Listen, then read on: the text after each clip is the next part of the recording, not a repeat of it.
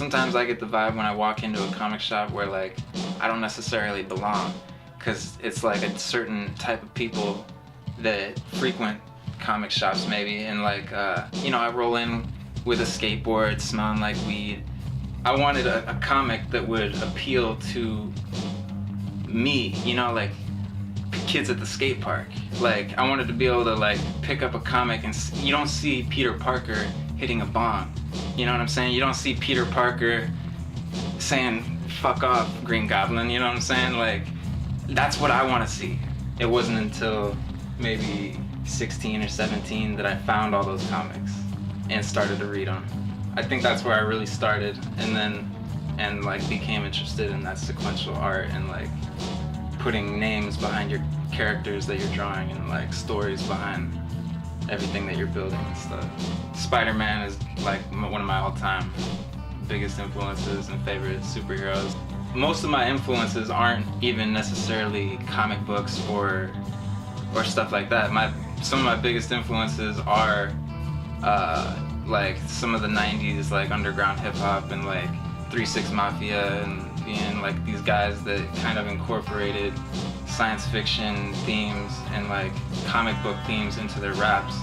Private Posse is based off of Private Posse, which is 3-6 offshoot of 3-6 Mafia.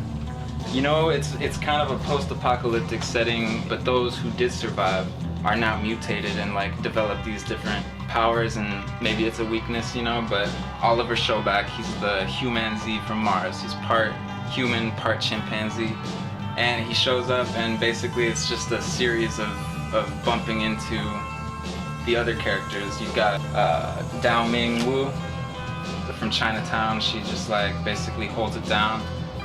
Tin Grills is the killer robot. And then you got Earl Jenkins, he's the underground killer. Work on it first thing in the morning. I'll try to get up at like 5 in the morning. You know, I get my coffee and my pastry, right? And I come up here and I'm just working on it up until maybe like 8 sometimes, put in a nice solid 3 hours, and then I'm done for the day. You know, I can like, anything I do later that day is extra because I already put in my 3 hours first thing in the morning. And especially with the baby now, I got a 4.5-month-old baby, so it's like, she's still sleeping at that time. Bottom line, I finally finished the comic and then I'm like, all right, I gotta print this, you know? So I had a friend, and so he's telling me none of this money that you're making means anything unless it's being put into your Kickstarter. And I did that the next day. The next day I just got up and put it up, and 2 months later, got it funded for like $2,000.